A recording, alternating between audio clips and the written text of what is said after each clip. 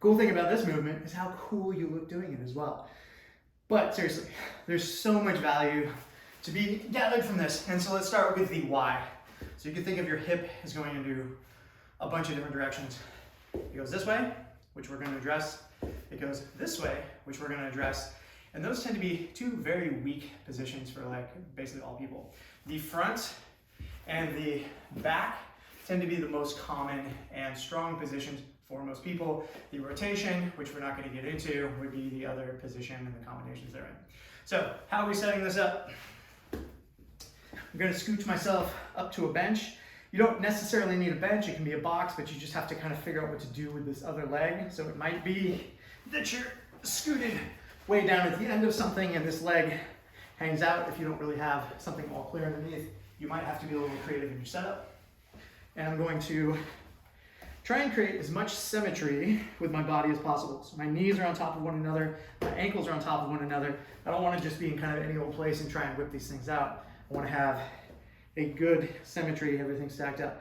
Then you notice I'm actually on top of my shoulder and my hips are stacked. Very common, folks want to kind of start it from here. This is going to get away from our stimulus and start using our already strong muscles where we want to get into some of those weaker nooks and crannies.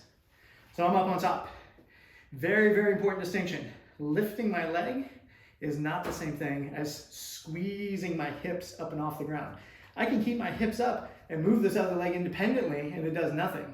It's all controlled from this hip. So I like to think of this hip as just basically a lever, and I go up and I go down. Intermixed with this, and this may vary depending on what your program is, but the way I like to pair it is that I'm also getting elevation of this leg and hitting that one isolated piece of the glute. And I'm already cramping there because that is a spicy space to get into. If you cramp a little bit, it's not a big deal. Your muscles just aren't used to it, or you're cold like I am. So squeeze, place down, and then elevate.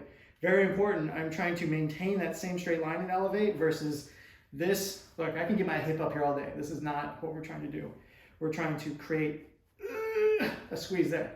Very, very challenging. So as you go through this, this is conditioning the inside and the outside of your hip so that you essentially have better equipment to stabilize your knee back and forth, okay?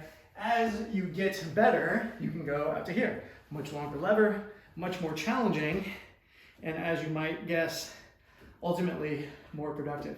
And I can do all of those same, things and add a little ankle weight, start adding bands. I can do much more complex things. But everyone should start in that knee bend position. Think squeeze knees together, elevate one leg away, squeeze, and repeat.